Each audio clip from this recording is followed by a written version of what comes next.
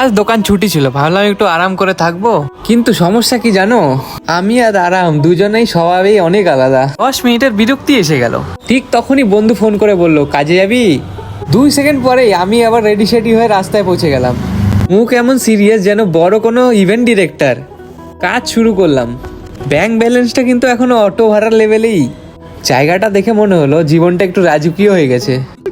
जोर जोर से हंस रहा है, देख देख। আজকে কাজের লোকেশনটা ছিল মেফিয়ার রিসোর্ট। কিছুক্ষণ পরে খিদা এমন ভাবে পাইলো, মনে হচ্ছিল পৃথিবীও ঘুরছে, পৃথিবীর সাথে আমিও ঘুরছি। তারপর শুরু হলো ফাস্টফুডের আক্রমণ।